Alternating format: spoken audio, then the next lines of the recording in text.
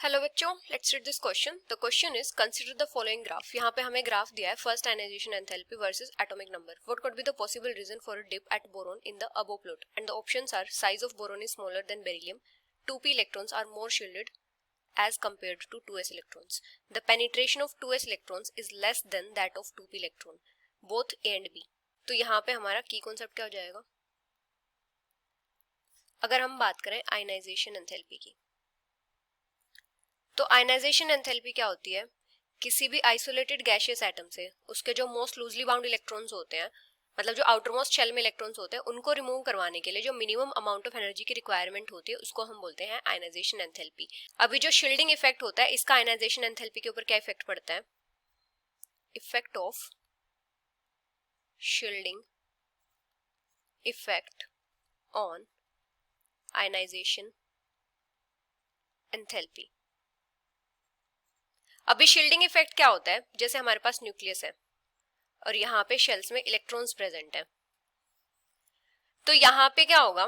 Nucleus और जो electrons present होते हैं शेल्स में, उनके बीच में फोर्स ऑफ अट्रैक्शन होती है। लेकिन जैसे अगर हम बात करें इस आउटर मोस्ट शेल की, यहाँ पे जो इलेक्ट्रॉन प्रेजेंट होगा, इनर शेल्स में भी इलेक्ट्रॉन्स होंगे, तो यहाँ पे क्या होगा? जो इनर शेल वाले इलेक्ट्रॉन्स हैं, ये क्या करेंगे? आउटर शेल वाला जो इलेक्ट्रॉन है इसको शील्ड करेंगे न्यूक्लियस चार्ज से, जिसकी वजह से क्या हो जाएगा? जो आउटर मोस्ट शेल के इलेक्ट्रॉन्स होंगे और न्यूक्लियस के बीच में जो फोर्स ऑफ अट्रैक्शन होगी वो कम रहेगी। इसकी वजह से आउटर मोस्ट शेल के इलेक्ट्रॉन्स को हम इजीली रिमूव कर सकते हैं। तो यहाँ पे ये क्या होता है? ये शील्डिंग इफेक्ट होता है। मतलब जो इनर ऑर्बिटल वाले इलेक्ट्रॉन्स होते हैं क्या करते हैं? शील्डिंग इफेक्ट शो करते हैं। तो अभी क्या होता है? शील्डिंग इफेक्ट जितना ज्यादा होगा, मोर द शील्डिंग इफेक्ट, उतना ही क्या होगा? आउटर मोस्ट शेल के इलेक्ट्रॉन्स लूजली बाउंडेड होंगे। More loosely bounded outer most shell electrons, तो उनको रिमूव करवाना भी उतना ही इजी होगा, इजी टू रिमूव। तो जो आयनाइजेशन एंथैल्पी होगी वो क्या रहेगी? कम रहेगी।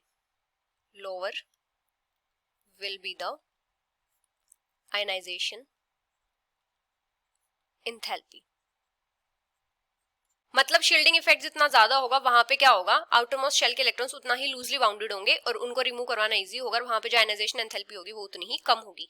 अभी बोरोन और बेरिलियम के केस में क्या होता है? बोरोन की इलेक्ट्रॉनिक कॉन्फ़िगरेशन होती है 1s2 2s2 2p1। बेरिलियम के केस में क्या होती है? 1s2 2s2। यहाँ पे क्या होता है? 2s ऑर्बिटल कंप्लीटली फिल्ड होता है, कंप्लीटली फिल्ड 2s ऑर्बिटल। तो यहां से इलेक्ट्रॉन को रिमूव करवाने के लिए ज्यादा एनर्जी की रिक्वायरमेंट पड़ेगी, क्योंकि ये क्या है? एक स्टेबल इलेक्ट्रॉनिक कॉन्फ़िगरेशन है। तो यहाँ पे क्या हो जाएगा? जो आयनाइजेशन एंथैल्पी होगी वो ज्यादा होगी, higher ionisation enthalpy as compared to boron. क्योंकि बोरोन के केस में क्या हो जाएगा? 2p में एक ही इलेक्ट्रॉन है, ये इजीली रिमूव हो जाएगा, इजीली रिमूव्ड। और एक इलेक्ट्रॉन को रिमूव होने के बाद ये क्या करेगा? स्टेबल इलेक्ट्रॉनिक कॉन्फ़िगरेशन अटेन कर लेगा। यहाँ पे क्या हो जाएगा? 2s2 हो जाएगा, जो क्या रहेगा? स्टेबल रहेगा। तो ये क्या करेगा? इजीली एक इलेक्ट्रॉन रिमूव करवा देगा। इसकी जो आयनाइजेशन एंथैल्पी होगी वो लो होगी एज कंपेयर टू बेरिलियम। और एक क्या होता है? जो 2p इलेक्ट्रॉन होते हैं बोरोन के, वो ज्यादा शील्डेड होते हैं from nucleus by inner core of electrons than 2s electrons. 2p electron of boron is more shielded from the nucleus by inner core of electrons than the 2s electron। तो इसीलिए 2p से electron को remove करवाना easy होगा, और यहाँ पे जो आयनाइजेशन एंथैल्पी होगी वो क्या रहेगी? कम रहेगी, low ionisation enthalpy of boron as compared to beryllium. और अभी अगर हम बात करें कार्बन से कंपैरिजन की, तो कार्बन के केस में क्या होता है? कार्बन का स्मॉल साइज होता है, स्मॉलर साइज। अभी साइज स्मॉल होता है तो क्या होता है? जो आयनाइजेशन एंथैल्पी होती है वो उतनी ही ज्यादा होती है। तो कार्बन का जो साइज होता है वो बोरोन से कम होता है, इसीलिए कार्बन के केस में जो आयनाइजेशन एंथैल्पी होती है is more as compared to boron.